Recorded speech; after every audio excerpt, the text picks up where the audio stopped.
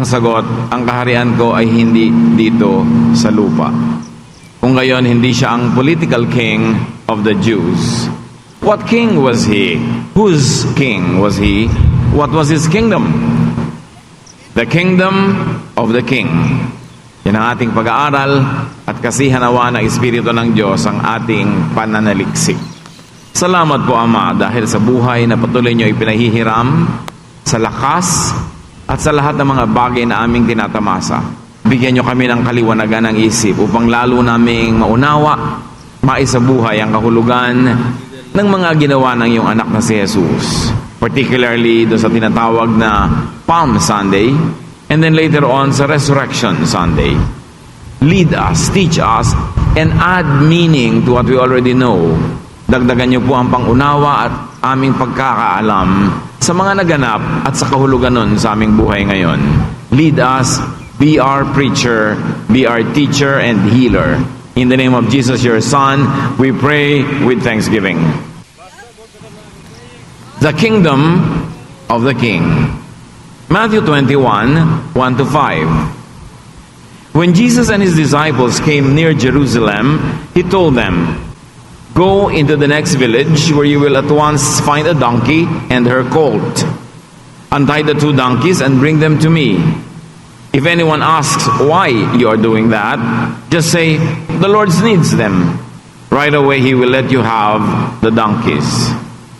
So God's promise came true, just as the prophet had said. Announce to the people of Jerusalem, "Your king is coming to you. He is humble and rides on a donkey. He comes on a colt of a donkey."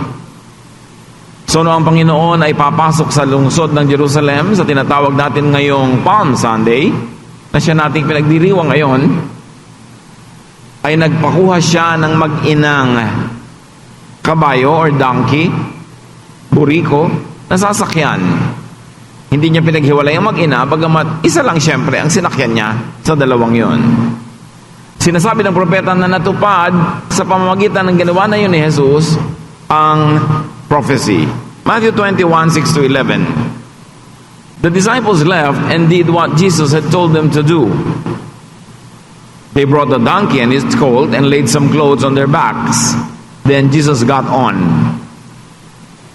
Many people spread clothes on the road, while others put down branches which they had cut from trees. Some people walked ahead of Jesus of others and followed behind. They were all shouting, "Hooray for the Son of David! God bless the one who comes in the name of the Lord. Hooray for God in heaven above." When Jesus came to Jerusalem, everyone in that city was excited and asked, "Who can this be?" The crowd answered, "This is Jesus, the prophet from Nazareth in Galilee." So binalabala ng kanyang mga disipulo yung mga hayop at doon umupo si Jesus at sumakay papasok sa lungsod. At siya naman sinalubong ng maraming mamamayan bilang pagsalubong sa isang hari ng mga dahon ng mga oliba, dahon ng mga palaspas at mga damit at mga telang kanilang inilatag sa daraanan. Sa Malolos, pagka ganitong Palm Sunday, mayroong kaugalian doon na naglalakad yung mga religious leaders. Ang tinatapakan naman nila mga tapis ng mga kababaihan na nung panahon pa ng ating mga ninuno ay nagsimula na yung tradisyon. Mga tapis naman na kanilang nilalatag para lakaran. It has become a cultural claim to that tradition. At sabi nila, yan, ang dumarating na yan ay si Jesus, ang propetang taga Nazareth. And hooray here, sometimes called Hosanna, could be read as save us. Save us. A warm welcome. Ang culture kasi ng mga Hudyo masyadong nakapremise sa salvation and condemnation.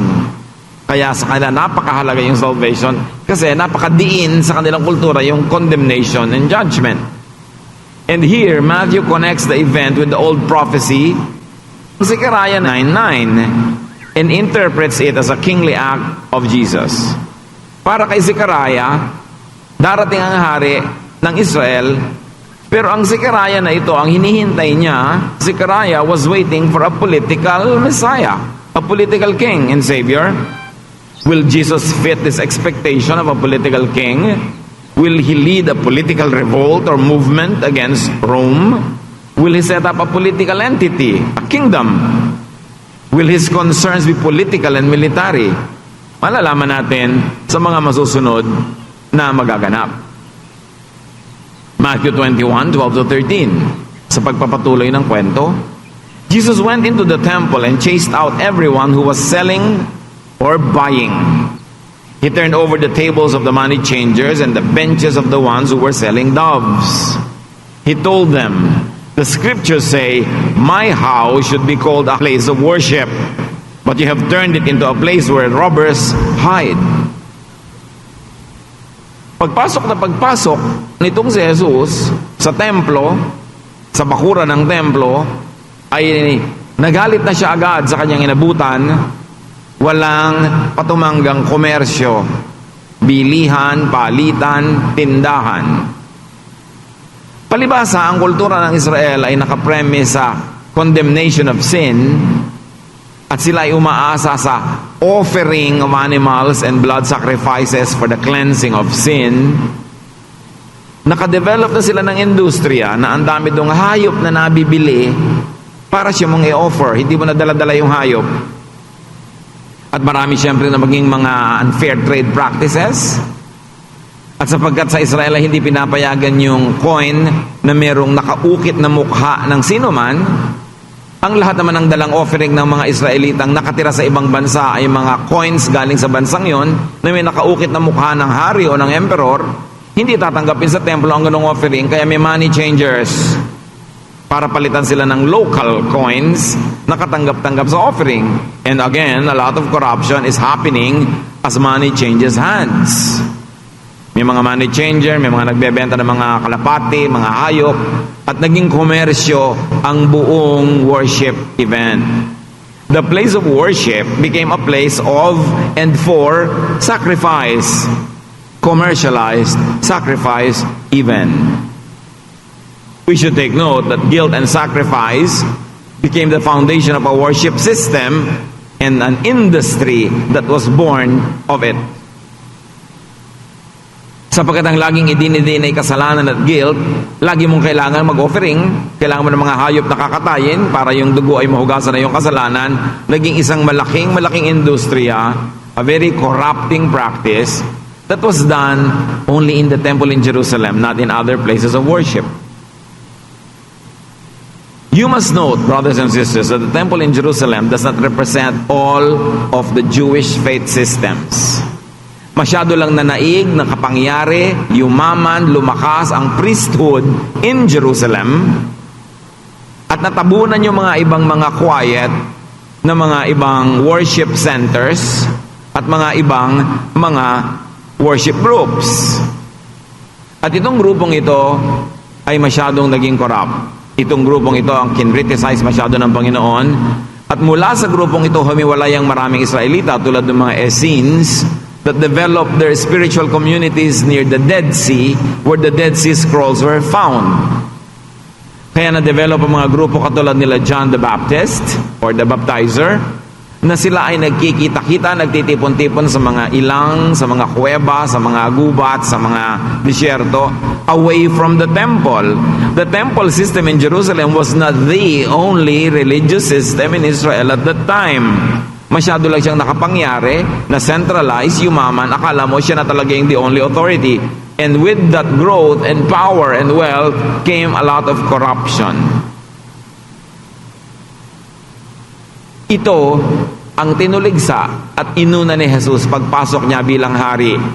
Nilinis niya ang templo. So yung mga tao na sumalubong sa kanya bilang hari, matutuwa ba sila sa ginawa ni Jesus? Inaasahan nila siguro siya'y pupunta doon sa taluktok ng templo at magde-declare siya ng isang himagsikan laban sa Roma, magde-declare siya ng isang bagong political system, isang bagong kaharian, because they welcomed him as king. But the people were to be disappointed. Jesus was not going to be a political king. He was not going to start a political movement. He was going to cleanse the worship system of the people. So the people were disappointed. That is why in less than a week, they would want Jesus to be crucified. Tinanggap nila si Jesus bilang hari ng Palm Sunday. By Good Friday, he was already dead. Bumaligtad ang mga tao kasi hindi naman yun ang inaasahan nila yung ginawa ni Jesus. Because the first kingly act of Jesus upon entry into Jerusalem was to cleanse the temple of corrupt commerce. It was hardly political. In effect, setting the people free from the religious, not political, burden. So pinalalayan ni Jesus yung mga tao mula sa mapabigat na relihiyoso, lalo yung walang katapusang bayaran, bilihan, hindi sa mga political oppressors, kundi sa religious oppressors. People had to be saved not only from hell, but from their temple system, which was making their life very hard. Always making them feel guilty to compel them to always make an offering. And the corruption that went with the offering system. So the first kingly act of Jesus was to detoxify worship. Tanggalin ang mga laso ng mga dumi ng religious system to deconstruct a major practice of the temple priesthood. That's why the temple priests wanted him dead. Jesus was going to hurt them where it mattered a lot, in their pockets. Masisira yung komersyo ng relihiyon.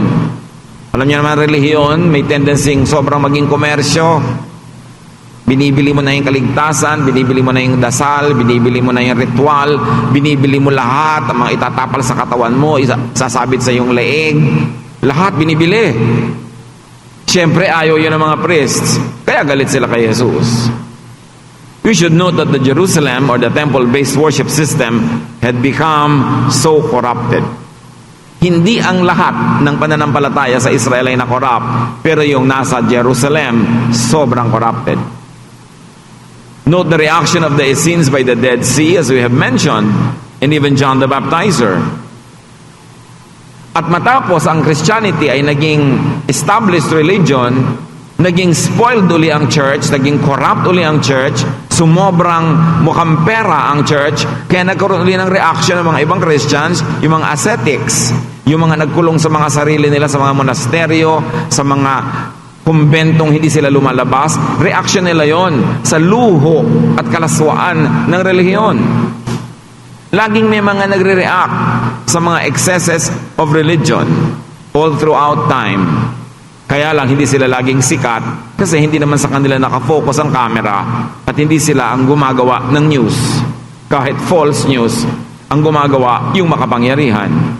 As you know, history is always told by the winners. Pero laging may resistance to corrupted mainstream religion. At iyon ang unang-unang ginawa ni Jesus. To declare himself as king, not of this world, but of the spiritual world, of the heaven, he cleansed the temple of its corruption. So Jesus' act against commercial and ceremonial sacrifice was prophetic. Bakit niya pinigilan ang pagbebentahan ng mga hayop na kailangang patayin para magkaroon ng offering? Bakit niya pinigilan ang kutakot-takot na komersyo? Because he came to be the sacrificial lamb. Hindi na kailangan bumili ng mga hayop na kakatayin kasi hindi na kailangan magkatayan at all. Dahil siya na yung mamamatay para sa kasalanan ng sanlibutan. He came to offer the perfect sacrifice na hindi kailangang ulit-ulitin buwan-buwan, taon-taon. He came to make the ceremonial, especially commercial sacrifice, irrelevant and needless. The arrival of Jesus in Jerusalem started to make the temple irrelevant. Bakit? Without animal sacrifice, there will be no need for the temple, which has become the center of sacrifice. Because now Jesus would sacrifice himself in replacement of all sacrifices of all time. And besides, in spite of the sacrifices, nothing was really achieved in behalf of the supplicant or the people who are making the sacrifice. Hebrews 10:1-4. The law of Moses is like a shadow of the good things to come. Anino lang ng darating na magandang bagay, pero hindi pa rin yun ang magandang bagay. This shadow isn't the good things themselves, because it cannot free people from sin by the sacrifices that are offered year after year. Sabi niya, alam niyo, ang batas ni Moses, pakita pa lang, extra, patikim, pahimakas ng darating na real thing. Hindi yun ang real thing, sapagkat ang mga sakripisyong yan, taon-taon mo mang gawin, ay wala namang na-achieve, walang nagagawa. If there were worshippers who already have their sins washed away and their consciences made clear, there would not be any need to go on offering sacrifices. But the blood of bulls and goats cannot take away sins.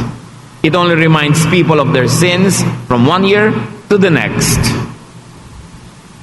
Sabi niya, alam niyo lahat ng inutos si Moses na yan, hindi yan ang tunay. Yan ay introduction lang sa tunay. At ngayon dumating na ang tunay, dapat tama na yung introduction at tanggapin niya na yung tunay. Kahit magpatiwa-tiwari kayo ng ka-o-offer ng mga baka, ng mga hayop, mga kambing, wala kayo na-achieve. Lalo nyo lang naaalala na makasalanan kayo kasi hindi kayo kayang linisin ang mga dugo ng hayop. Kaya yun ang unang in-address ni Jesus. Time of change has come. I am the Lamb of God. I will die for you. My blood will cleanse you. There is no more need for all of these sacrifices, especially that you are paying so much money for it. Because the salvation is free. It is not cheap, but it is free. Very clearly, the law of Moses was not the real thing. It was not the means to, nor the end of all things. Hindi siya ang daan patungo sa kaligtasan at hindi siya ang kaligtasan. Siya ay nagpapaalam lang na kailangan nyo maligtas. At ang kaligtasan yun, nasa kamatayan sa pagbabayad ng kasalanan ng mga tao ng Panginoong Jesus. Hebrews 10:5-6.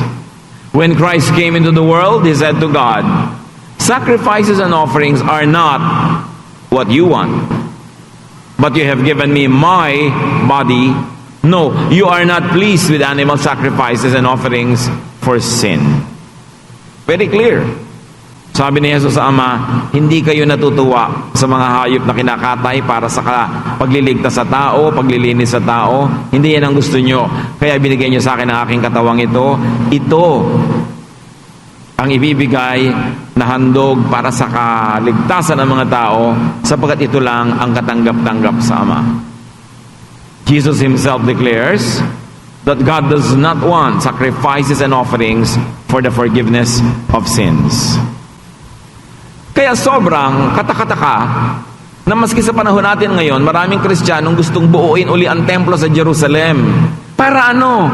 Yung templo ay para sa offering ng mga hayop. Para mag-offer uli tayo ng mga hayop?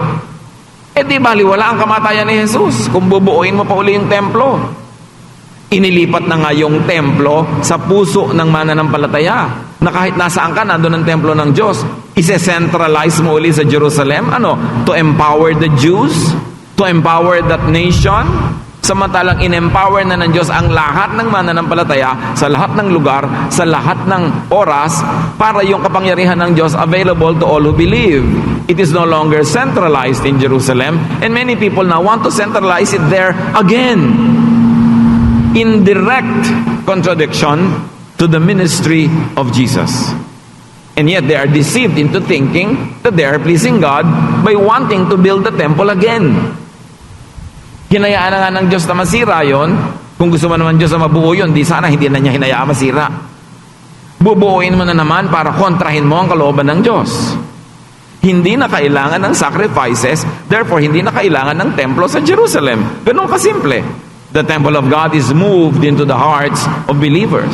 You carry the temple of God with you wherever you go.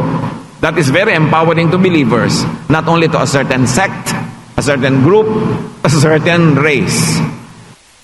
Hebrews 10:7-10. Then Christ said, and so, my God, I have come to do what you want, as the scriptures say. The law teaches that offerings and sacrifices must be made because of sin. But why did Christ mention these things and say that God did not want them? So nakikita niyo yung discussion ng Hebrews? Sabi ng law ni Moses, kailangan niya mga yan. Pero bakit sabi ni Jesus na hindi kailangan? So alin talaga? Bakit para magkaiba? Verse 9, well, it was to do away with offerings and sacrifices and to replace them. That is what he meant by saying to God, I have come to do what you want. So we are made holy because of Christ. Because Christ obeyed God and offered himself once for all. So sinabi ni Jesus yan at nilinaw niya, para mapalitan na ang paniniwala ng mga tao sa mga hayop at mga baka at mga dugo ng hayop, at ang dugo niya at ang kanyang katawan, ang kanyang inialay bilang kabayaran sa kasalanan ng lahat, minsan lang niyang ginawa para sa lahat. Para sa lahat ng tao, sa lahat ng panahon, sa lahat ng lugar. It means there is no more need for any additional sacrifice or any repetitious sacrifice because the blood of Jesus offered once was good for all. And yet, may mga religious practices pa rin ngayon ng mga taong Christians ang tawag nila sa sarili nila, offering Jesus on the altar every week. Every time that they have a religious celebration, they are offering Jesus again as a sacrifice for the payment of sin, although they claim it to be a bloodless sacrifice. What's the use of repeating when the death of Jesus was good once for all? Para ulit-ulitin yan, ay parang minabaliwala mo at nililiitan mo ang halaga nung napakahalagang sakripisyo ni Jesus. Minsan lang para sa lahat. Offerings and sacrifices for the forgiveness of sins, according to the law of Moses, was not what God wanted. In other words, hindi naman talaga yon ang kalooban ng Diyos. Bakit nila na-develop yung sobrang tradisyon na yon? Ewan, kaya ipinadala si Jesus para ituwid yon. Para itama. At para tigilan na ang mga sakripisyo. Pero ngayon, ang dami pa rin sakripisyo. May mga naghihiwa ng sarili, naglalaslas ng likod, dinahampas ng mga kung anong mga tinik, naglalakad sa mga matitinik na lugar, nakayapak. May mga gumagapang pa nga ngayon sa kalsada, gumagapang sa kalye. Parang binabaliwala yung katawan ng tao na mahalaga sa Diyos. Bakit ginagawa yon? Para magbayad ng kasalanan? No need! Kasi binayaran ni Jesus once for all. The observance of Lent, the observance of what we call the Holy Week, should be a time of appreciation for what Jesus did, not a time to repeat and copy what He did. Dapat sa Semana Santa, nagpapasalamat lang tayo at nagdiriwang dahil sa ginawa ni Jesus. Pero di natin kailangang kopyahin ang ginawa niya. Kasi kung kokopyahin mo, edi tuloy-tuloy ang kanang mamatay ng buong buo. Magpapapako ka ng krus, bubunutin mo rin after 5 minutes. Hindi man binunot yung kay Jesus after 5 minutes namatay nga siya. Di mamatay ka rin para kompleto. At pagkatapos mabuhay ka muli after the 3rd day. Ngayon, kung hindi mo kayang gawin yon, huwag mo nalang simulan. Magpasalamat ka na lang na ginawa yun ni Jesus para sa'yo. Kaya yung mga iba, OA. Meron pang mga ibang mga bayan-bayan, lugar-lugar. Ipinagbabawal ng mga religious groups doon, ang mga kasiyahan, ang mga music festival, pagka hindi pa Resurrection Sunday, bawal sa Biyernes Santo, bawal sa Sabado de Gloria, kasi daw, patayan Diyos. Ha? Minsan lang namatay si Jesus, hindi siya namamatay taon-taon. Kaya hindi mo kailangan magluksa kahit Biyernes Santo, hindi mo kailangan magluksa dahil Sabado de Gloria. Lagi kang magdiwang. Pero inaalala mo lang yung nangyari. At ang pag-aalala dapat ay pagpapasalamat, pagdiriwang, hindi pagluluksa. Tapos na ang pagluluksa, pagdiriwang na, kahit pa nga Biyernes Santo. Pero syempre naman, bilang paggalang sa mga ibang gusto magluksa, huwag kang masyadong maingay siguro, huwag kang masyadong loud, pero hindi ka dapat bawalan nila kung gusto mo magdiwang, kasi pagdiriwang talaga ang message yan. Tapos na ang sacrifice, it was good once for all. To commemorate it, to remember it, doesn't mean to repeat it. At dapat malinaw yon. Hindi kailangang ulit-ulitin ang sacrifice. Hebrews 10:11, the priests do their work each day, and they keep on offering sacrifices that cannot take away sins. Yan daw ang ginagawa ng mga priest. They keep repeating the same sacrifice that cannot take away sin. Di sayang, religious sacrifices are for nothing. Tulad din ng maraming tao ngayon, Diyos ko, hindi po ako kakain ng masarap ng 5 Biyernes para dinggin niyo ang aking panalangin. Hindi mo kailangan yung sacrifice na yun kasi mahal ka ng Diyos. Hindi mo kailangan suhulan ng Diyos para pakinggan ang iyong prayer. Pwede kang, Lord, bigyan niyo po ako ng kagalingan sa aking sakit habang nag-e-enjoy ako sa kinakain ko. Hindi masama yun kasi hindi masama ang ugali ng Diyos. Hindi niya sasabing dadasal-dasal ka tapos nag-e-enjoy ka. Dapat nagdusa ka para makinig ako sa dasal mo. Anong klaseng Diyos yun? At yun ang Diyos na ipinapakilala sa atin ng marami. Diyos na malupit, Diyos na kailangan suhulan, Diyos na kailangang magdusa ka bago ka pakinggan. Hindi ka na ng Diyos na ipinakilala ni Jesus. Kaya dapat ang tunay na mananampalataya, lumaya na sa ganitong mga tali, kadena, mga kulungan ng isip. Rejoice, be thankful. At kung gusto mo talagang magsakripisyo para sa kasiyahan ng Diyos, yung pera mo, bawasan mo, ibigay mo sa ibang nangangailangan. Yung masarap mong pagkain, bawasan mo, ibigay mo sa nagugutom. Magpasaya ka sa iba, magpagaling ka ng iba. Yun ang magandang sakripisyo. Mayroong napapala ang iba. Hindi yung sakripisyong nasasaktan lang ang iyong katawan, walang napapala ang iba, at lalong walang napapala ang Diyos. Sacrifice, if what you sacrifice would be useful to others, then that's good. But to hurt yourself only on the premise that God will listen to you better if you are hurting or bleeding, maling-mali naman ang pagkakakilala natin sa Diyos pag ganon. Nakakainsulto para sa Diyos. Hebrews 10:12-14. But Christ offered Himself as a sacrifice that is good forever. Now He is sitting at God's right side, and He will stay there until His enemies are put under His power. By His one sacrifice, He has forever set free from sin the people He brings to God. Sa isang pagbabayad ni Jesus, bayad na ang lahat. Lahat ng tao, lahat ng kasalanan, lahat ng panahon. Kaya yung mga taong naniwala na kay Jesus, nagpaligtas na, sasabihin, pag believer na po ako at nagkasala uli ako, babalik ba ako sa hell? Di ba bayad na nga lahat? Alam mo ba ang ibig sabihin ng lahat? Pati yung hindi mo pa nagagawa, bayad na. Hindi ibig sabihin na lisensya mo yon para magwala sa buhay, pero lisensya mo yon para magdiwang, na kung dumarating ang mga panahong ikay naging marupok, nagkamali, nadapa, mahal ka pa rin ang Diyos at ligtas ka pa rin. Christianity is divided between this big issue of losing or eternal salvation. Pero malinaw, bayad na ang lahat. Wala namang nakalagay sa parenthesis na puwera yung gagawin mo matapos kang maniwala kay Jesus. Walang sinabi. At pag sinabing, my peace I give to you, ibig sabihin, ano man ang mangyari, anak ka na ng Diyos, doon ka palang mapapanatag. Pero kung natatanggal yung salvation mo, pag nagkulang ka, hindi ka na naman saved. Paano ka mapapanatag noon? Di, lagi kang worried, lagi kang takot. Sabi nga ni Jesus, my peace I give to you. Manahimik ka. Ang pag-ibig ko, ang ibinayad ko, sapat sa'yo. Sa lahat, lahat. Doon ka matatahimik. At doon mo maibig sabihin, malalaman na ibig sabihin, you are free in Jesus. Free from fear. Free from guilt. Though you don't deserve it, but the blood of Jesus is more than sufficient for you to have it. Jesus earned it for you. That is why you have a Savior. At yun ang dapat malinaw pag tayo nagsiselebrate ng Lenten season. Jesus' one sacrifice is good for all people He brings to God at all times. Hebrews 10:15-17. The Holy Spirit also speaks of this by telling us that the Lord said, when the time comes, I will make an agreement with them. I will write my laws on their minds and hearts.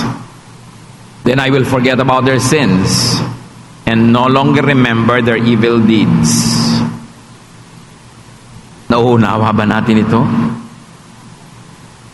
Sabi niya, darating ang panahon, ang batas ay hindi na nakasulat sa bato, sa papel, isusulat ko sa puso nila.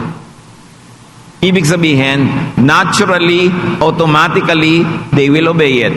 Pero sabi niya, darating ang panahon na yon. At alam natin hanggang ngayon, hindi pa yung kompleto. Kasi, hindi pa natin na-internalize at hindi pa tayo automatic na laging sumusunod. At sabi ni Jesus, pagdating ng panahon na yon, lilimutin ko ang lahat ng kanilang kasalanan. Di ko nagugunitain pa di ko na aalalahanin at lalong di ko na isusumbat pa sa kanila ang kanilang mga pagkukulang. Yun ang nakalaan para sa mga believers. While it is not yet fully operational now, rejoice that it will become fully operational and begin to enjoy it now in advance. Dahil yon ang nakatakda sa mga mananampalataya. God's law will be written in the hearts of believers, which means it will be internalized by the believers. It will become their second nature. Hindi mo na kailangang labanan ang sarili mo para sumunod sa batas ng Diyos, kasi yung batas ng Diyos, yun ang magiging gusto mo talaga, yun ang sarili mo talaga, therefore wala nang struggle. God's law will be unlike Moses' law, which was written on stone. Yung law ni Moses nakasulat sa bato, nasa labas mo yun. Hindi ikaw yon, nasa labas yon, pinipilit mo lang sumunod doon. Pero darating ang panahon, babaguhin ang mga mananampalataya na nasa puso na nila yung batas ng Diyos, sila na yon, internal na yon, automatic, hindi na nila i-break. But until the time comes, you depend on God's grace for now. Pero yun ang nakatakda at yun ang magaganap. God will forgive and forget the whole issue of sin. Not only your personal sin, but the whole business of sin will no longer be in our vocabulary. Hindi na yon kasali sa usapan because we will all live under the grace of God. Hindi tulad ng napakaraming religious activities and teachings ngayon, focus on sin and guilt. And the result, of course, is condemnation. And then you will be moved into making offerings tulad ng tinuligsa ni Jesus doon sa templo. Ezekiel 36:26, I will give you a new heart and put a new spirit in you. I will remove from you your heart of stone and give you a heart of flesh. Manggaganap. Kung tayo man ngayon ay minsan heart of stone, heart of flesh, dahil nandito pa tayo sa flesh, although nasa spirit na rin tayo, darating ang panahong mawawala na yung body, the body will return to the ground, the spirit will return to God, and that's when we have the flesh for the heart. And that is when we will have a new spirit. There will be no more struggle. Until the time happens fully, you enjoy its idea now.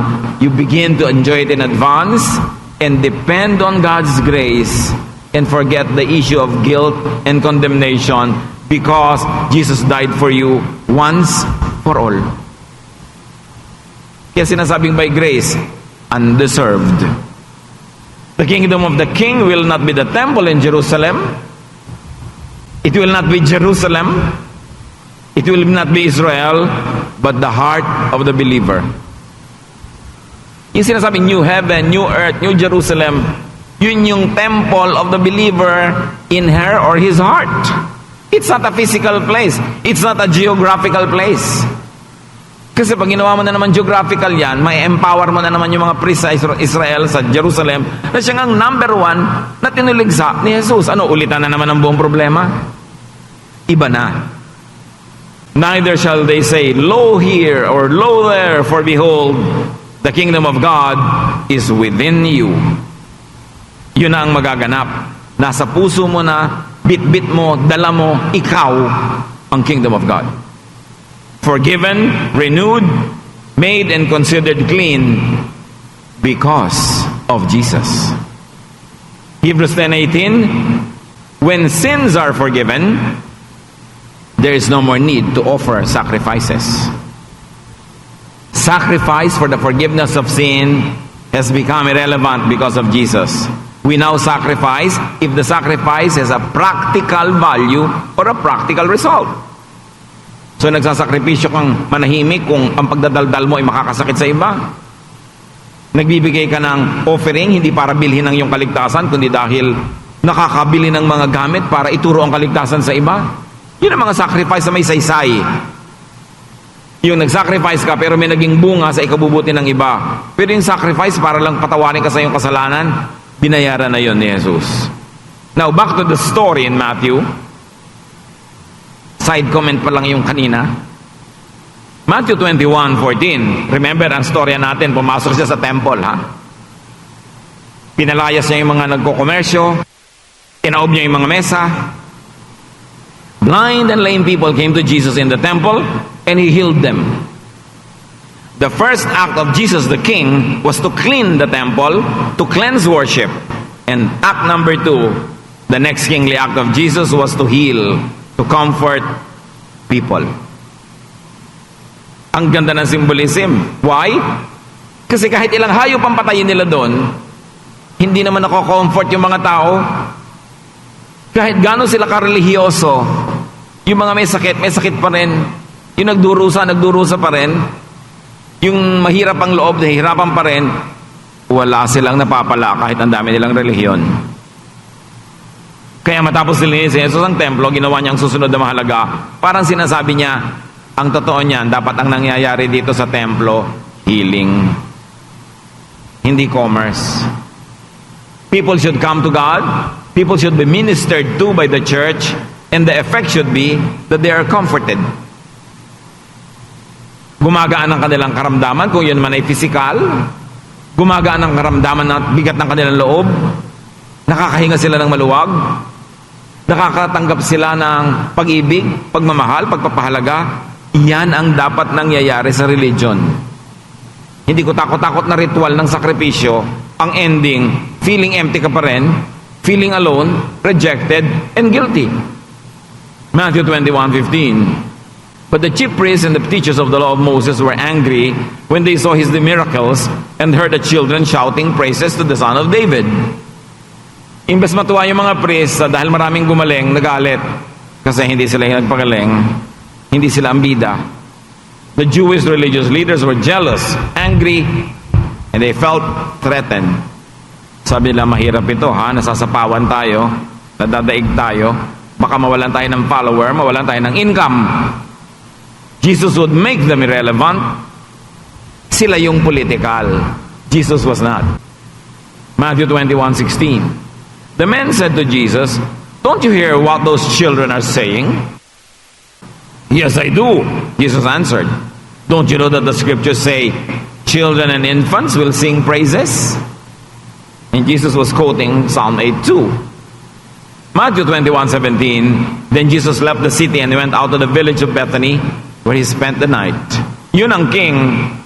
Pagpasok niya sa Kapitolyo, matapos siyang maglingkod, bumalik siya sa maliit na village, sa labas ng mga pader ng syudad, at doon siya nagpalipas ng gabi. A very humble king. A king that never went to the palace. A king that rode only a very humble animal, not a white warrior horse, as the prophecies of Israel would wait for. Because ibang klaseng king pala ang darating, hindi yun ang ine-expect nila. Kaya pinatay nila within the week. John 18:33 and 36, sinimulan nating verse. Pilate called Jesus over and asked, "Are you the king of the Jews?" Jesus answered, "My kingdom doesn't belong to this world. If it did, my followers would have fought to keep me from being handed over to the Jewish leaders. No, my kingdom doesn't belong to this world." Sabi niya, kung ako magiging hari lang dito sa mundo, dapat ipinaglaban ako ng mga followers ko para huwag maaresto. In fact, nung si Jesus ay nakapako sa krus, legions of angels were on call, awaiting an instruction if he would like to be saved from the cross. But Jesus did not ask for it. In other words, hindi naman talaga military ang kanyang takeover. Jesus is king, but a humble and a caring one, not a political one. Jesus was a king of love. The kingdom of God, the kingdom of Jesus is not of this world. But you know, soon, Christianity was corrupted to become very worldly. And Christianity, as you know in history, became a political, economic, and military juggernaut. Nakikialam sa mga gobyerno, nagpapabagsak ng mga gobyerno, nangihimasok, nagahari sa mga tao, up to now in some places on the planet. A huge, powerful, and overwhelming force and institution, yun ang juggernaut na nangyari sa Christianity. Up to now, many acts of the so-called churches of Christ are so priestly, like in Jerusalem, so Pharisaic, like in Jerusalem, and so political, like in Jerusalem. Some things never change. Dapat ang mga mulat, matatalino, nag-iisip na Kristiyano ang bumago sa ganong paraan. Hindi si Jesus pumunta sa lupa para magtayo ng organisasyon na makikialam sa mga pamahalaan, magpapaandar ng mga bansa at mga imperyo. Ito ay dapat isang kilusan ng mga espiritual na maglilinis sa pananampalataya at magpapaginhawa sa pagdurusa ng mga tao. Yun ang ministry ni Jesus. The kingdom of God, of Jesus, is not organizational. Wala naman tinayo si Jesus na organisasyon. It was not political and definitely not militant. John 18:36, Jesus said, "My kingdom is not of this world. If I were, my servants would fight to prevent my arrest by the Jewish leaders. But now my kingdom is from another place." So the kingdom of Jesus is not in agreement with the Jerusalem temple practice and leadership. Very clear yon. Tapos yung temple na yun, ang gustong i-restore ngayon ng maraming nabubulagang Kristiyano. They romanticize Israel too much. They romanticize Jerusalem too much. It was the very temple that Jesus cleansed because it was corrupt. Beware of any impulse or teaching that advocates for the revival of Christianity or Judaism as political or military force. Beware of seductions. Umiwas sa mga panunukso, mga mapanuksong mga guni-guni para ang Kristyanismo o Judaism ay gawing political force. The kingdom of God, of Jesus, is about healing the sick. You want to expand God's kingdom? Heal the sick. With or without doctrine, you heal the sick. That is pure doctrine. Heal those who are physically and emotionally sick. That is pure religion. The kingdom of Jesus is about comforting suffering people. That is missions. Hindi lang religious conversion, mapasunod mo sa iyong sekta, maging member na yung church. Truest mission is to comfort people. That was the ministry of Jesus. It's about accepting the rejects of society. When you accept the rejects of society, you are doing the work of Jesus, minus the religious label. The kingdom of Jesus is about ending the oppressive religious system of sacrifices and of offerings spurred by guilt and condemnation. Huwag lagi nagpapagilty sa tao. Ang ituro mo sa kanya, freedom and liberation through the forgiveness of God. Hindi yung fear, always fear of God, but love of God. Mahalaga na ipapakilala natin yon. Lagi na lang tayo natatakot na makondemn, maparusahan. Romans 8:1-2. Therefore, there is now no condemnation for those who are in Christ Jesus. Because through Christ Jesus, the law of the Spirit who gives life has set you free from the law of sin and death. Wala na daw na panghuhusga, pagkukondena sa mga anak ng Diyos sa pamamagitan ni Jesus. Dahil sa pamamagitan niya, kayo'y pinalaya niya mula sa batas ng kasalanan at kamatayan. Hindi na kayo naaabot noon.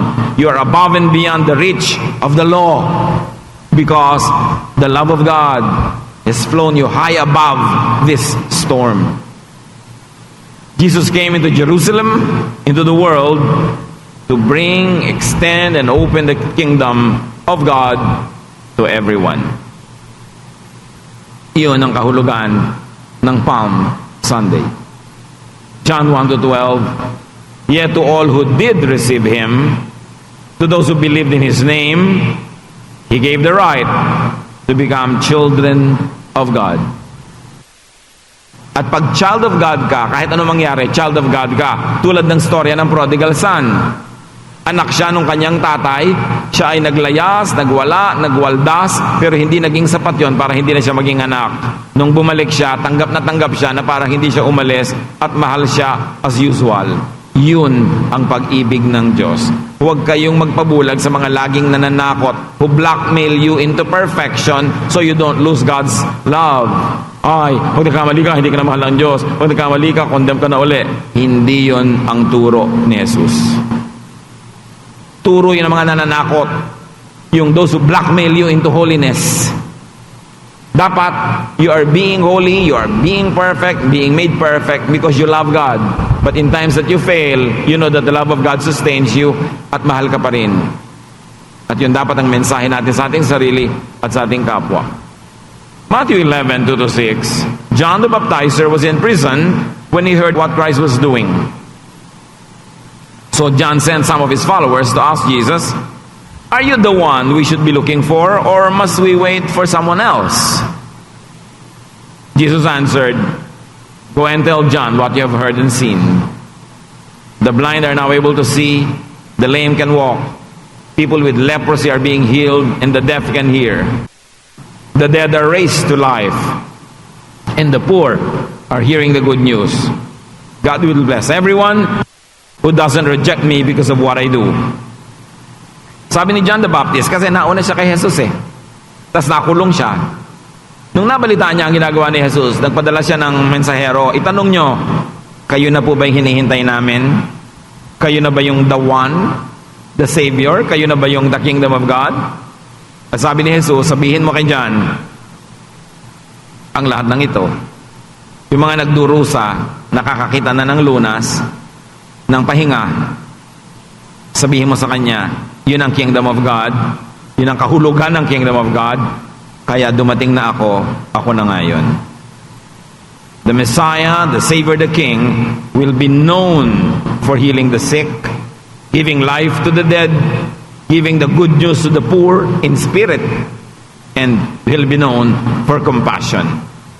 This is what the kingdom of God is all about. This is what the entry into Jerusalem and Holy Week and Jesusness are all about. Observe the essence of Palm Sunday. Cleanse your temple of all the misconceptions about God and His kindness. Cleanse your temple of all the commercialism, of all the attempts to pay for your sins and to sacrifice. Accept the grace of the Father through Jesus. Have peace. That is the message of Palm Sunday. Extend the kingdom of God, of Jesus, to others and to yourself. Maging mabait tayo sa ating mga sarili at sa ating kapwa dahil mabait sa atin ang Diyos. Purify religion and religiosity of commercial, political, militant, condemning, and guilt-inducing agenda. Tigilan na natin ang pananakot sa isa't isa, pagbabanta sa isa't isa. Mabuhay tayong may kapayapaan, katahimikan, dahil mahal tayo ng Diyos. Yun ang mensahe ng Holy Week. Dear God, we thank you sa pagmamahal niyo sa amin. Turuan niyo mo kami, Lord, na huwag magdrama tungkol sa Holy Week, maglungkot-lungkutan, magluksa-luksaan, kundi ipagdiwang namin ang kahulugan nito, na bagamat nahirapan ng iyong anak na si Jesus, siya'y namatay, suwandali, pero tapos na yon. Ang dapat naming atupagin ngayon ay magpasalamat. Isa pong napakainam na hangarin na manatili sa piling ng Panginoon. At ang nananatili sa piling ng Panginoon ay nagiging wise. Napupuno tayo ng wisdom, nagiging maayos ang pamumuhay, at nagiging very fruitful ang lahat ng ating ginagawa. Wisdom is what we need to maximize gains in life. Wisdom is what we need to minimize losses. Wisdom is what we really need to maximize safety para tayo po'y nabubuhay ng may katiyakan. Sa patuloy po ng pag-aaral natin ng Book of Proverbs, we're going to look at chapter 4 today. At ang pamagat ng ating pag-aaral, how to maximize safety. And other timely lessons from Proverbs chapter 4. Heavenly Father, we pray that you may be our speaker today. Continue, Lord, to make your presence felt by all of us. Salamat sa kalayaang sumamba sa inyo. Salamat, Lord, that you have given us physical freedom to be here, to be healthy, to be able to walk and move about, to be able to hear your word wherever we are. Salamat, Lord, sa capacity for hearing, for being able to move, to go to where your word is being preached, and to listen to whatever medium you are using to preach to us. Salamat, Panginoon, sapagkat kayo ay mapagpala. Salamat, Lord, sa aming tinatangkilik ng mga kabuhayan. Salamat, Lord, for another day of life where we can celebrate your goodness. Lord, marami pong mga tao will not have a usual day-to-day, nagkakaroon ng napakaraming mga suliranin. Subalit, Lord, it's another day as usual and it's a great blessing. Salamat, Panginoon, for setting us free to worship you. And we praise you and glorify you, Father, in Jesus' mighty name. And in His name, we ask you, please speak to us.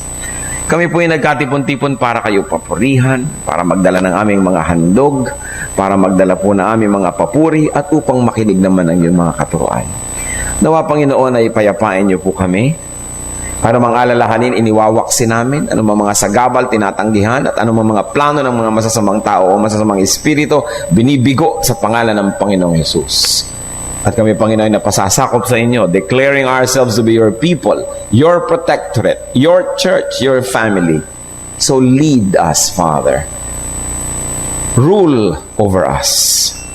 Teach us. Love us, Lord. And help us to grow into Christ-likeness as we understand you more and more. Lord, you ask you, Holy Spirit, speak to us. Enable us to understand. Enable us to concentrate. And we reject anything, anybody, any deed that may distract us from your wonderful teaching. Lord, we like to focus ourselves to you alone. Move among us. Heal our lives. Challenge us. Teach us, Father. We seek you in Jesus' mighty name. How to maximize safety and other timely lessons from Proverbs chapter 4. Atin pong basahin ang Proverbs chapter 4 verses 1 to 6. Listen, my sons, to a father's instruction. Pay attention and gain understanding. I give you sound learning, so do not forsake my teaching. When I was a boy in my father's house, still tender, and an only child of my mother, he taught me and said, lay hold of my words with all your heart. Keep my commands, and you will live. Get wisdom. Get understanding. Do not forget my words or swerve from them. Do not forsake wisdom, and she will protect you. Love her, and she will watch over you. At dawa sa pagbasa natin yan, sa pagpapatuloy pamamaya, pagpalain tayo at ipaunawa ng Panginoon ang hiwaga ng kanyang salita. So ano pong isa nating matututunan dito, nuggets of wisdom from Proverbs, is that a son should listen to his father. Of course, needlessly, a daughter should listen to his father, and a son should listen to his mother. Daughter to her father and mother. In other words, figure of speech lang yung son and father. Basta't anak at magulang. At kung babaligtarin po natin yung sinasabing katuruan, na ang anak ay dapat makinig sa magulang, mayroong katuruan din yan na hindi sinabi pero implied that parents are to teach their children. Ano naman ang papakinggan ng anak kung wala namang itinuturo ang magulang? So parents are to teach their children and children are to listen to their parents. What else can we learn? The children who learn from their parents teach their children in turn. Pag sila na ang naging magulang, ano pong ginagawa nila? Tinuturuan din naman nila ang kanilang mga anak sapagkat sila ay natuto, sapagkat sila ay may nalaman. Sabi nga sa verses 3 to 4, when I was a boy in my father's house, still tender and an only child of my mother, he taught me and said, lay hold of my words with all your heart, keep my commands and you will live. So natatandaan ng mga anak ang itinuturo ng magulang. Kaya kung minsan pag may mga kumikilos ng mali, itatanong mo, kanino bang anak yan? Hindi ba naturuan? Yan ang ating mga tanong agad. What else can we learn about wisdom? That wisdom protects, especially from harm. Sabi sa verse 6, do not forsake wisdom, and she will protect you. Love her, and she will watch over you. So wisdom is the best security. Bakit po wisdom ang best security?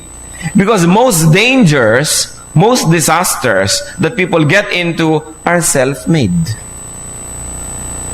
Bihira sigurong panganib yung nanggagaling sa labas. Maraming panganib galing sa loob. Nalalagay ang tao sa panganib dahil siya ay pabaya, dahil siya ay hindi maingat, dahil siguro siya ay palaaway, dahil siguro mahilig siyang umimbento ng gulo, dahil hindi niya iniingatan ang kanyang sarili, ang kanyang kalusugan. So siya ang number one niyang kalaban.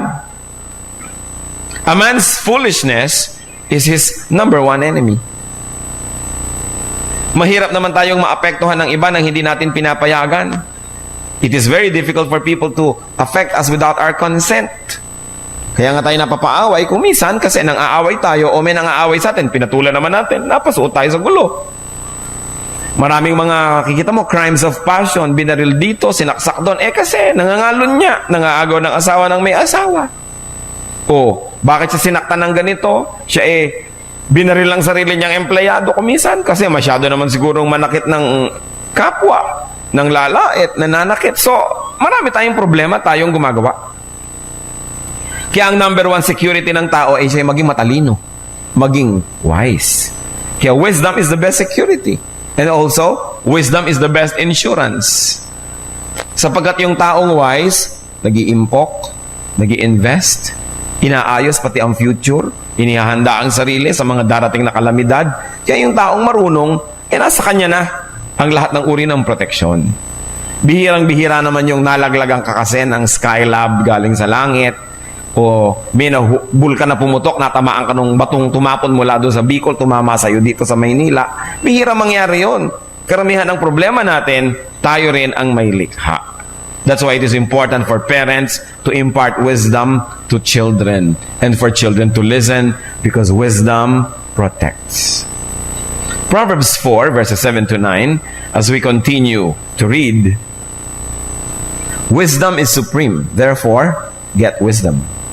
Though it cost all you have, get understanding. Esteem her, and she will exalt you. Embrace her, and she will honor you. She will set a garland of grace on your head and present you with a crown of splendor. So ano po daw ang sinasabi dito? Attain wisdom, because attaining wisdom is worth all the effort. It is worth all the cost. Bakit daw? Binibigyan daw niya ng honor yung mga tumatanggap ng karunungang ito. So binibigyan ka ng garland on your head, crown of splendor. Ibig sabihin lang sa figure of speech, a symbol for recognition, for honor, for glory. That people who are wise share in God's glory because God is the author of wisdom. So nagkakaroon ng magandang mga ganansya at tubo yung mga nagpapakarunong na tao. So, we should attain wisdom at all cost. Hindi pinanghihinayangan yung mga ibinabayad, minamatrikula para matuto. At ano po yung mga iminamatrikula at ibinabayad natin? Listening. Mahirap makinig kasi ang human nature gusto nating magsalita at mapakinggan kaysa makinig. Pero kung merong nakinig at may nagsalita, sinong natuto? Yung nakinig. Yung nagsalita, walang nadagdag sa kanya. Kasi siya lang yung nagsalita, wala siyang napulot. Ano pa po ang mga ibinabayad natin na mahal na mga halaga para lang matuto? Observation. Listening, as we have mentioned. Patience. Because patient people learn. If you cannot wait for people to finish their sentences, if you cannot wait for people to say what they have to say, we have no patience, we will not learn from their experience. So what else do you pay? Humbling yourself. Pain and sorrow can be your matrikula. Minsan meron kang pagkakamali, nasaktan ka, yun ang naging bayad mo sa pagkakamali mo, pero natuto naman. Alam niyo po, hindi naman siguro masyadong repulsive yung nagkakamali tayo. Pero hindi naman yung paulit-ulit the same mistake over and over and over again. Yung nagkakamali ka minsan, 2 beses, nangyayari sa tao. Pero hindi pa ulit-ulit na pagkakamaling yun na lang yun na parang hindi na tayo matuto. Maraming tuition fee to have wisdom, but it is worth it.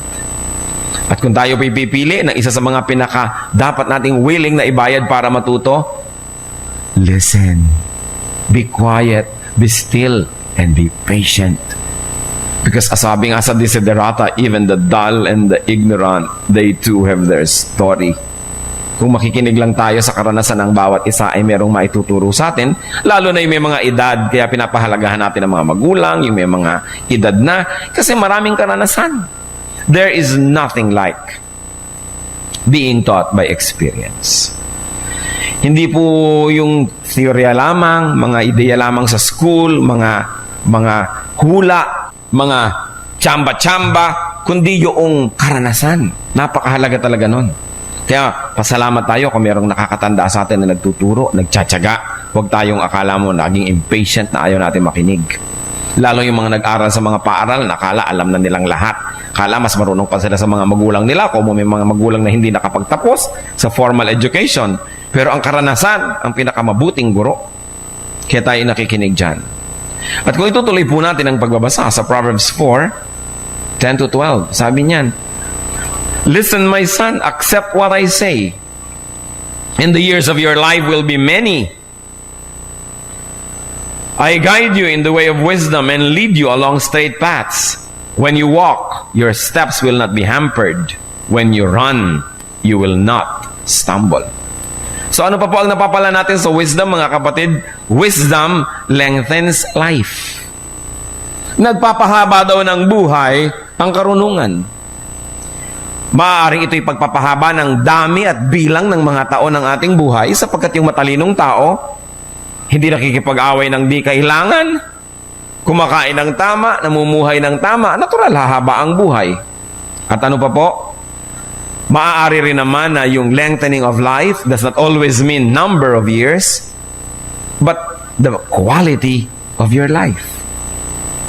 Na yung taong marurunong, alam natin na ma-appreciate kahit yung ganda lamang ng sunrise, yung ganda ng sunset. Na-appreciate natin yung mga araw na payapa at tahimik. Nagpapasalamat tayo sa Panginoon. Na kahit tayo kuminsan nararatay sa karamdaman, tayo ay nakakapagpasalamat dahil nagkakaroon tayo ng oras magpahinga, makapiling ang Diyos at makaulayaw siya ng halos ay tuloy-tuloy at walang patid, lalo't walang dumadalaw sa atin. In other words, wise people are able to see the beauty of every moment. Therefore, though they may have short number of years in terms of life, there is so much life in their years that, in other words, they have a long life also. At saka yung mga wise people, maraming nako-cover. Parang mahaba ang buhay. Halimbawa, mag-high school ka, tinapos mo ng 4 na taon, sa 4 na taon, marami ka nang na-cover. Kung 3 taon na, nando ka pa sa first year, para namang agsi ng buhay mo dahil humahaba ang mga taon, yung pa rin ang yun ang pinag-aaralan mo, yung pa rin ang alam mo, parang maiksi, hindi ka umaasenso. Kaya yung wise people get the most out of life. That's why it is important to be always wise. Let's go on, Proverbs 4:13 to 17. Hold on to instruction.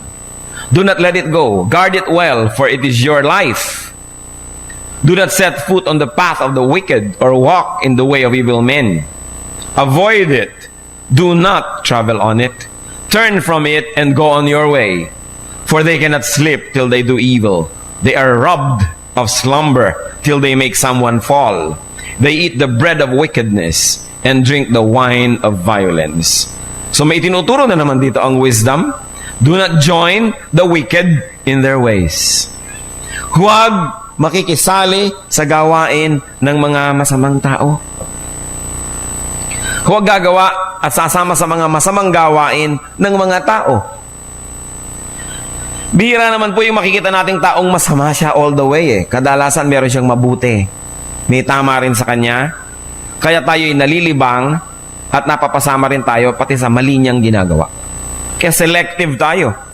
Pag yung tao mabuti, kasama natin siya sa ginagawa niyang mabuti, hindi ibig sabihin sasama tayo sa lahat ng ginagawa niya kahit may mga bahagi na doon na hindi mabuti. Kinakailangan, itinuturo, sabi, anak, huwag kang sasama sa mga gumagawa ng masama. Of course, there is also another unsaid there, mga magulang.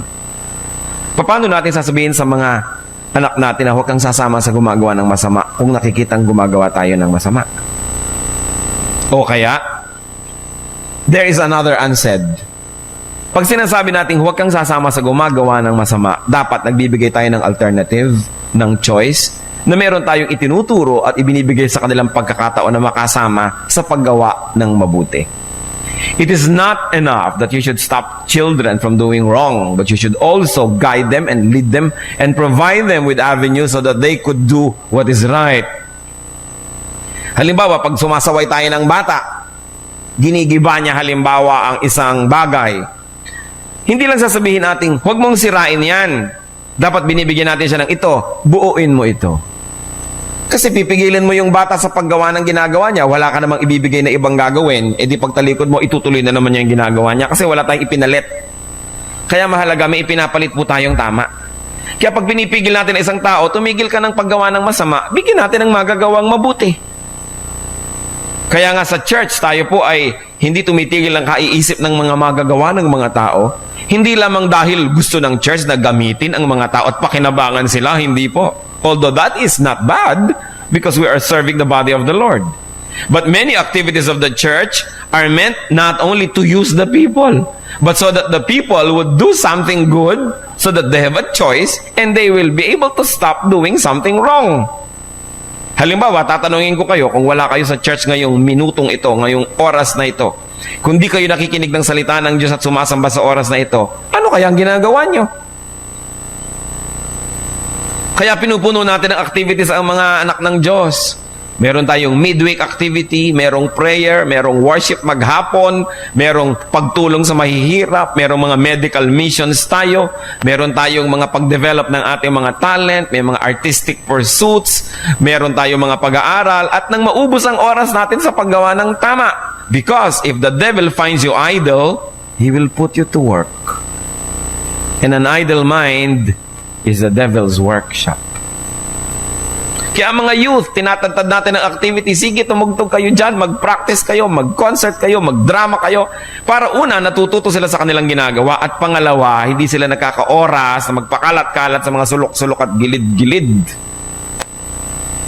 Dahil, nilikha tayo ng Diyos na talagang mahilig may gawin.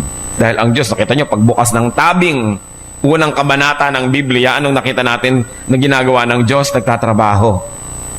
Kini-create niya ang mundo, inaayos niya ang lahat. So 6 days siya nagtrabaho, 7 nagpahinga. Ganon din, kapag tayo nilikha ng Diyos sa kanyang wangis, mahilig din tayong may gawin. Ngayon, yung mga bata na walang magawa sa bahay, wala kayo kasing pinapagawa. Wala silang trabaho, wala silang responsibilidad. Dilipad ng lipad, naiinip, nabobor. Pag tinanong mo, kumusta ka? Bored. How is life? Boring. Walang magawa. Bigyan nyo ng magagawa. Hindi niyo ba napansin? Karamihan ng mga taong naging kay titino, kayuhusay, magagaling, mga achievers. Yung nung bata sila, tinambakan ng mga magulang ng gagawin. Yung nag-aaral lang at gumagawa ng assignment, nag-aalaga pa ng kapatid, naglalaba pa. No? Yung mga andami-dami, maglilinis pa ng bahay, uuwi pa ng bahay, magpapakain ng baboy. Pagkatapos at saka pa lang makakapag-aral. O kaya nagtitinda ka sa palengke kasi meron kayong pwesto sa palengke o may tindahan kayo, trabaho ka ng trabaho. Yun ang karamihan, nagiging mga mabubuting anak. Pansinin nyo. Yung mga pirmi na lang nakatunganga at walang mga ginagawa at mga spoiled. Tingnan ninyo kung ano naging mga bunga. Kung mga mabubuti bang anak, mga maalalahanin ba, mga mapagmahal bang mga anak. There is something miraculous about work. Because work produces character. Kaya binibigyan natin ng magagawa. Kahit kayo may mga kasama sa bahay, meron kayong mga household help, kailangan ng mga bata may mga responsibilidad. Kasi puro nakatungangan na lang, walang magawa. Makikita ni Satan walang ginagawa, sabi, hoy, halika, bibigyan kitang magagawa. Kaya dapat po umaattend tayo ng mga church activities. Yung pagod na kayo para kayo mga pinukpok na dalag pag uwi niya sa bahay, tulog na kayo. Ang taong tulog, hindi na nagkakasala pa. Yung mga taong hindi mga pagod, hindi ngayon pabiling-biling sa higaan, nag-iimbento ng mga magagawang kasalanan kasi hindi makatulog. Kaya mahalaga, pagod. Kumusta kayo? Kayo po ba involved sa mga church activities? Aba, ang church na ito hindi na uubusan ng activities na ino-offer sa lahat ng taong willing na may gawin. Pero nasa sa inyo pa rin yun kasi hindi naman kayo pwedeng pilitin. It's a free country. May free will tayo. Diyos man hindi namimilit sa atin. Kaya kahalaga, wise ang tao. Sabi niya, aba, meron palang activities ang church. Kailangan akong sumali. Una, kasi kailangan ako dyan. Pangalawa, kasi kailangan ko yan. Importante. So, do not join the wicked in their ways. There's another way. Proverbs 4:18 to 19. The path of the righteous is like the first gleam of dawn, shining ever brighter till the full light of day. But the way of the wicked is like deep darkness. They do not know what makes them stumble. What can we learn? Righteousness gets better over time. What do we mean? Tulad daw yan ng bukang liwayway, habang tumatagal, mas gumaganda, mas lumiliwanag. Hindi tulad ng paglubog ng araw, patagal ng patagal, pawala ng pawala, padilim ng padilim. Ang mga mabubuti daw pong gawa ay parang bukang liwayway. Naranasan niyo na ba na meron kayong ginawang mabuti pero hindi kayo na-appreciate agad? Hindi kayo naunawaan agad? Pero pag tagal-tagal ng panahon, naunawaan nilang tama pala yung ginawa ninyo, mabuti pala. Habang tumatagal, mas na-appreciate kayo, mas gumaganda yung inyong record. Pero nasubukan nyo na bang makagawa ng mali na sa biglang tingin, akala nila maganda. Pero pag tagal, na-discovering mali pala, papangit ng papangit. Katulad halimbawa yung mga nasasangkot dyan sa mga scams, sa mga racket, sa biglang tingin, ang ganda, pero habang tumatagal, nalalaman mo, hindi pala, papangit. Pero yung nag-i-invest sa tama, habang tumatagal, tumutubo, nakikita mong maganda. At ganyan daw po ang righteousness. It gets better over time. Kaya mabuti na i-impart natin sa ating sarili, sa ating mga anak, sa ating nakakabata sa atin, sa mga tinuturuan natin, to be righteous. Righteousness is not always instantly and readily appreciated, but it's like the sunrise. Hindi pwedeng iwasan ang pagkalat ng liwanag. At pag kumalat yon, nagkakaalam-alam kung ano ba talaga ang ano dahil maliwanag. Kaya mabuti po ang itinuturo natin sa ating mga anak, sa ating sarili, puro paggawa ng matuwid. Sapagkat ang paggawa ng matuwid, habang dumadaan ang oras, lalo kang nabibistong matuwid ka pala. Lalong nalalamang tama ka pala, na prove that you are right. Therefore, it is a good investment. What is a bad investment in life? Wrong deeds. Lahat ng paggawa ng mali, pangit na investment yan. Halimbawa, may bata, minaltrato nyo ng maliit. Kung maliit pa siya, hindi naman siya nakakapag-isip na minamaltrato siya. Hindi niya uunawaan na inaapi nyo pala siya, na siya pala pinagkakaitan ninyo ng mga mabuting bagay. Pero pagdaan ng panahon, parang sunrise, liwanag ng liwanag ang isip niya, malalaman niyang inapi nyo pala siya, kinawawa nyo pala siya. Kaya haharap din kayo sa kanya pagdating ng panahon. Kaya mabuting investment yung paggawa ng mabuti. Walang paggawang mabuti ang nasasayang. Kaya ano pong itinuturo natin sa mga bata? Gumawa ka ng mabuti. Hindi yung smart ka kasi isahan mo yung kapwa mo. Dayain mo. Manalo ka ngayon pero bukas malalaman nilang hindi ka pala matuwid. Talo ka rin bukas and forever. Gumawa ng tama. Isa yan sa mga isang pinakamagandang maipapamana natin sa ating mga anak. Kahit sa biglang tingin, sa panukat ng mundo, mukha tayong natalo, mukha tayong talunan, pero tama ang ginawa mo, imposible ka maging talo because righteousness is what God is all about. And God is on our side. So righteousness gets better over time. Proverbs 4:20-22. My son, pay attention to what I say.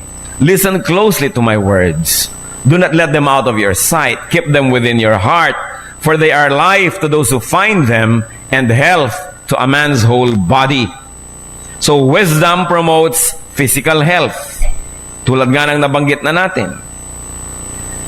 Napakarami na ngang sakit ang nakukuha sa smoking. Gaano karami bang wisdom ang kailangan ng tao para niya ma-realize na yon ay masama sa kanyang katawan? Bakit patuloy pa rin niyang ginagawa? Kahit nga mga advertisements na nagbabayad ng mahal, sa dulo, sasabihin pa rin, government warning, cigarette smoking is bad for your health. The same parties that advertise their product will say at the end that it is bad. Gaano karaming karunungan ang kailangan ng tao para ma-realize na hindi siya dapat manigarilyo? Kung yun mismong nagpo-promote na nun, ay sinasabi yun dun sa dulo. Tanungin nyo nga katabi nyo kung naninigarilyo pa. Naman, no?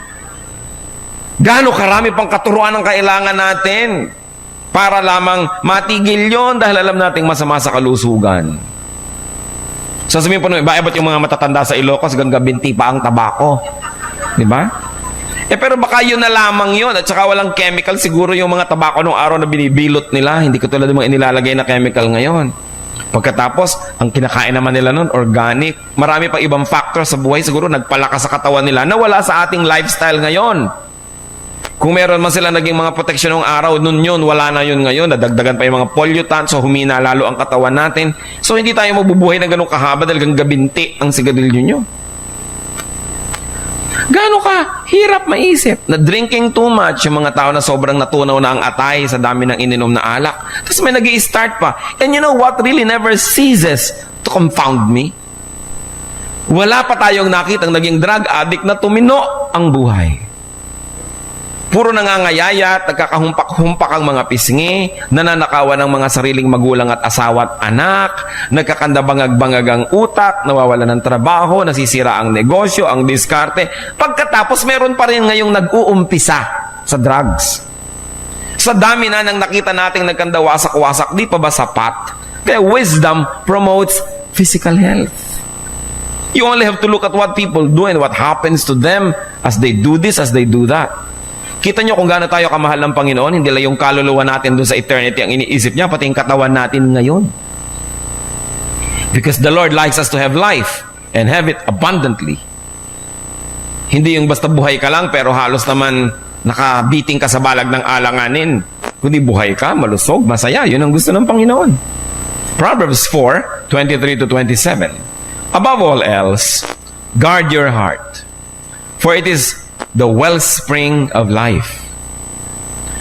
Put away perversity from your mouth. Keep corrupt talk far from your lips.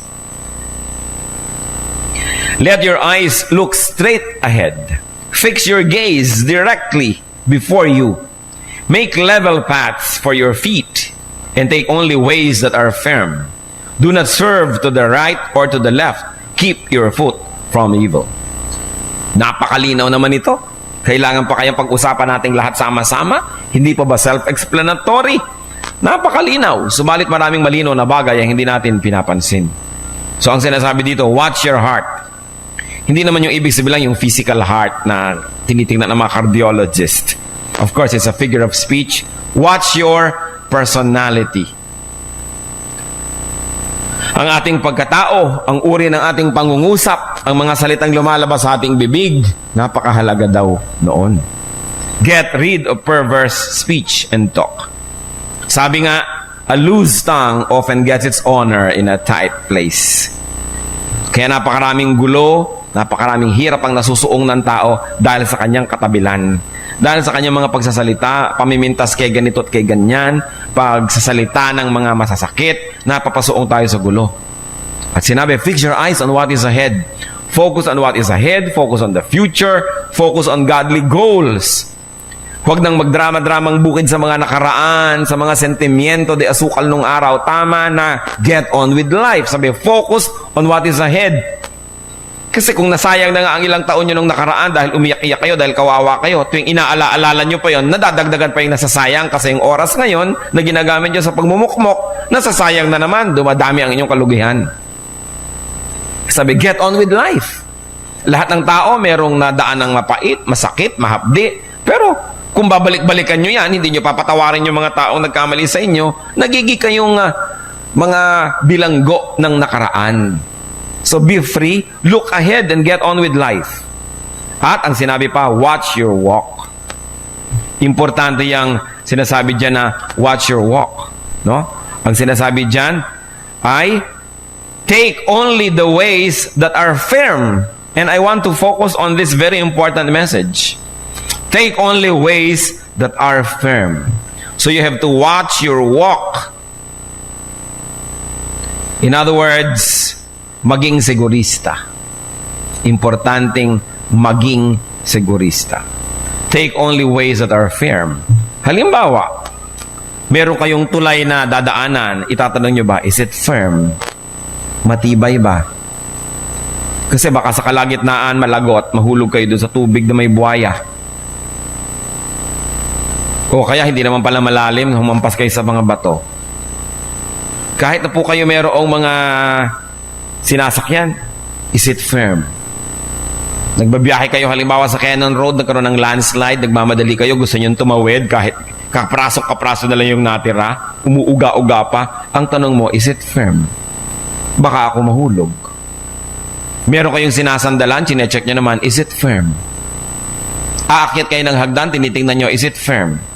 So, gusto nyong mangutang, magnenegosyo kayo, ang tanong nyo, is it firm? May feasibility study na ba ako? Mababayaran ko ba yung loan, yung principal at saka yung interest at magkakatubo pa ba ako o baka maubos lang lahat? Is it firm? Magbe-business kayo, mag-i-invest kayo, is it firm? O baka naman magtatayo ako ng negosyo, yung uso lang ngayon, next week may iba na namang uso, so hindi na mabibili yung negosyo ko. Is it firm? Ilalagay ko ba doon yung mga savings ko or not? Alam niyo naman lalo sa ating bayan, uso-uso. Pag umusong inihaw na manok, bawat kanto may inihaw na manok. No? Pagka umuso yung mga sagu-sagu, meron lahat yan. Pagka umuso yung water filling station, meron lahat yan. Pag umuso ang hot pandesal, meron lahat. Pag umuso ang shawarma, lahat meron. So nagpapatayan yung mga nagnenegosyo dahil ang daming kalaban eh. So bago ka makiuso, itatanong mo sa sarili mo, is it firm? Will this fad last? O gusto nyo mag-asawa, ang tanong nyo, is it firm? Ano yung firm? Yung pag-ibig ko. Mahal ko ba talaga yan? Pag na-discovery ko ba kung anong itsura niya sa alas 2 ng umagang walang nakaguhit na kilay, gusto ko pa. Pag naamoy ko na ba yan talaga ng husto at kung maghilik pala yan ay parang bumubulwak na bulkan, gusto ko pa ba? So is it firm? Biruin ninyo, itatalin yung buhay nyo tapos hindi pala firm. Eh bakit mo pinapakasalan yan? Kasi hula. Ang una daw dadaang nakapula, yun na ay nakapula eh. So itatanong nyo, is it firm? Magpapautang kayo, is it firm? Makakabayad ba yan? O kung hindi makakabayad, gusto kong tulungan, bibigyan ko na lang dahil baka hindi makabayad, mahiya sa akin, hindi na magpakita na walang pa ako ng kaibigan. Is it firm? Magtitiwala kayo, ipagtitiwala nyo isang bagay, is it firm? Kumisan may mga ina, iniiwan ng mga anak nilang babae kung kani-kaninong kamag-anak sa bahay para alagaan. Are they firm? Mapagkakatiwalaan ba sila na may inaalagaan silang mga batang, mga inosente? O baka imomolestyan nila? Is the decision firm? O mag-asawa, maghiwalay muna tayo sandali, mag-Kuwait ka muna at ako'y mag-Saudi. Pero, is it firm? Firm ba ang ating commitment sa isa't isa? O baka naman ako'y nearest is dearest? Baka pag nalungkot na ako, kahit sinong dumaan, yun na. So, firm ba? Gusto niyo mag-exercise? Are you firm?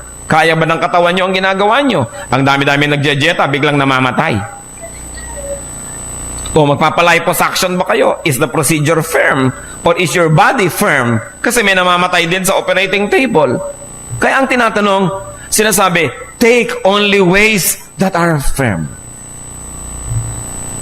Gaano karami pong mga kalungkutan, kabiguan at mga kasakitan ang maiiwasan kung itinatanong lang natin yung, is it firm?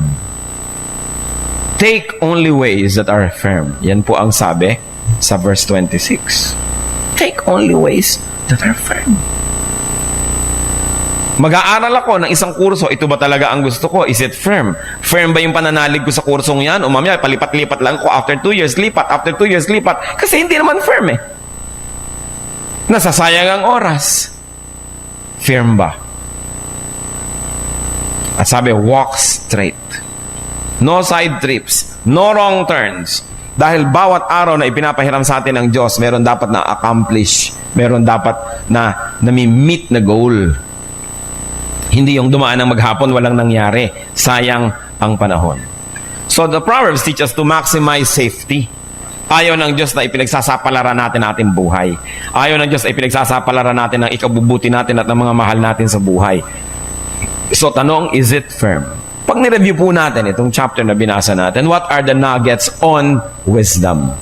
Anong mga katuruan niya tungkol sa wisdom mismo? That wisdom is to be learned, to be taught, and to be passed on, especially in the house, in the home. Hindi po napapalitan ng school o church yung turo sa bahay. Mahalaga yun. And wisdom protects from harm. Wisdom lengthens life. Wisdom is worth all its cost. And wisdom and righteousness prove its worth over time. Huwag tayo manghihinayang sa paggawa ng tama. Pagdating ng panahon, malalaman din ang lahat na yun ang tama. Kahit sa una, parang napagkamalan tayong mali, na misinterpret, the truth will always prevail.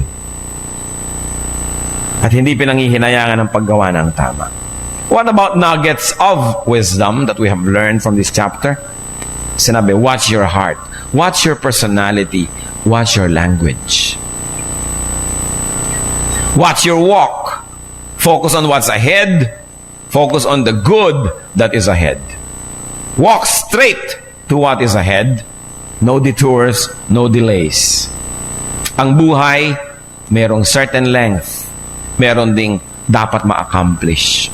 Psalm 90, verse 12. Teach us to number our days aright, that we may gain a heart of wisdom. So turuan nyo kaming bilangin ang mga araw, to count the days, but more than to count the days, to make the days count. Huwag masayang ang panahon. And do not walk with wrongdoers. If we don't want our loved ones to walk with wrongdoers, we should provide them with something right to do. At tayo man, we don't want to walk with wrongdoers, humanap tayo ng iba na those who do the right, and we should walk with them. So what new wisdom are we learning? Kasi sabi, dapat we are continuously learning. Hindi dapat na yung utak natin nakakatulog na parang ayoko na mag-aral, tapos ang pag-aaral ko mula nung nagkolehiyo ko, tama na. Pero ang buhay ay isang paaralan. We should never stop learning, and we should never stop teaching. Hindi ko may edad na tayo, hindi na tayo mag-aaral, hindi na tayo makikinig sa iba, hindi tayo makikinig sa nakakabata sa atin. Kasi may mga alam din yan na hindi natin alam. We should never stop learning. Yan ang ating tungkulin sa Diyos na nagbigay sa atin ng utak na dapat ay laging pinapakain ng bagong karunungan. Kasi hindi naman yan may empacho. Napakaraming kayang ilaman ng utak natin. According to studies, wala pa daw 3% ng capacity ng utak ng tao ang laman ng utak. Marami pang pwedeng ilaman. If you are wise and your ways are wise, your life will be better over time. Kaya itatanong din natin sa buhay natin, pabuti ba ang buhay natin o palala? Kasi kung tayo po ay wise, pabuti ng pabuti yung buhay. Hindi naman laging payaman ng payaman, pero ang sinasabi, pabuti ng pabuti. Kahit na yung health natin, hindi naman laging palakas ng palakas kasi natural, humihina pag tumatanda tayo. Pero yung ating perception, yung enjoyment natin ng life, yung kahulugan ng araw-araw, pabuti ba? It's important. Is your way worth appreciating? Do people appreciate you more over time? Because if people don't appreciate you more now than before, ibig sabihin, noong time na before, wala kang itinanim na mabuti, kaya hanggang ngayon, hindi pa rin umuunlad ang pananaw nila tungkol sa'yo. Nakita niyo po yung mga magulang natin na gumawa ng mabuti sa atin. Kumisan, pag bata ka, teenager ka, hindi mo na-appreciate, naiinis ka. Puro utos, puro turo, puro sermon. Pero ngayon, nagtumanda ka na at naging magulang ka na rin, nare-realize mo, ang galing pala ng nanay ko. Tama pala yung tatay ko. Kasi tatay ka na ngayon, nanay ka na, na-realize mong napakahusay ng ginagawa nila noon. So, kung may ginagawa po tayong mabuti 5 years ago, 10 years ago, dapat yung mga kasalamuha natin noon, mas maganda na ang pagtingin nila sa atin ngayon kasi napuprove nilang tama pala tayo noon. Magandang investment po yung paggawa ng mabuti kasi sa pagdaan ng panahon, lalong na-appreciate yon. So, mas appreciated ba tayo ngayon ng ating pamilya, mga kaibigan, kasalamuha, kaysa noon? Ibig sabihin, may mga itinanim tayong tama na ngayon palang namumunga. Pero mas bumababa pagtingin sa atin ngayon, mas nagagalit dahil nalamang 10 years ago, nilinlang pala natin sila at ngayon lang nila nakukuha yung bunga. Ngayon lang nila nare-realize. The truth will always come out. Kaya mabuti pong magtanim ng mabuti sapagkat ang itinanim ay inaani. And how is your language? Is our language truthful? Is our language beautiful? Sabi nga nila tungkol sa language, careful. Dapat maingat. Pag magbibitaw tayo ng salita, tinatanong ba natin, is it firm? Ito bang sasabihin ko tungkol sa kanya, kahit humarap siya sa akin, masasabi ko, is what I'm going to declare firm? Is it truthful? Is it honest? Is it fair that I can repeat it to anybody and in any court in the world? Pero kung may sasabihin ako sa iyo, huy, may sasabihin ako sa iyo, pero huwag mo namang masasabing sinabi ko. Huwag niyo na lang sabihin. Because it is not firm. Pagka nagkabistuhan, nagkahukaya, nagkahalongkatan, mapapahiya pala kayo, aatras pala kayo, sabi niyo, hindi naman yan ang ibig kong sabihin, huwag niyo na lang sabihin. Because it is not firm. The people of God stand on solid ground. Umaraw, gumabi, lumiwanag, dumilim, guminaw, uminit, yung sinabi nyo, mapapatunayan nyo, sasabihin nyo pa rin uli, kasi firm. Hindi lang laging kasi totoo, but it is also because it is fair and it is kind. Ano po sabi ng Colossians 4:6? Let your conversation be always full of grace, seasoned with salt, so so that you may know how to answer everyone. Yung nagkakamali tayo sa pagsasalita, sa pagde-declare, padalos-dalos ang ating mga bibig. Kung nung araw, sige, excusable nung araw pa yon. Pero kung hanggang ngayon pareho pa rin, it means we never learned one thing. It means we have been wasting our time all along. Kailangan we become better. Because Christians probably will not get to a stage that they are sinless, but they can always sin less and less and less, so that we become more and more like Jesus. So how is your walk? Are you focused? No side trips? No walking with wrongdoers? Sabi po ng Psalm chapter 1 verse 1. Blessed is the man who does not walk in the counsel of the wicked, or stand in the way of sinners, or sit in the seat of mockers. Dear Lord, salamat po sa pagpapaalala niyo sa amin dito sa mahalagang chapter 4 ng Proverbs. Napakaraming learning, but we like to put more focus, O Lord, on taking ways that are firm. Ituro niyo po sa amin ang mga carelessness namin ng aming salita, pag-iisip, gawain, mga habits, paggawa namin ng mga bagay, Lord, that are not firm. Nalalagay tuloy kami sa alanganin, sa panganib, sa kasiraan. Ituro niyo po sa amin, Lord. Mga kapatid, tayo magbulay-bulay sandali at isipin natin, are our ways firm? Mga sinasabi, ginagawa, sinasalihan, sinasamahan, firm ba yan? Magtatagal, pwedeng asahan. Humingi tayo sa Panginoon ng wisdom na ipakita sa atin yung mga pagsusugal natin ng very carelessly about many things in life.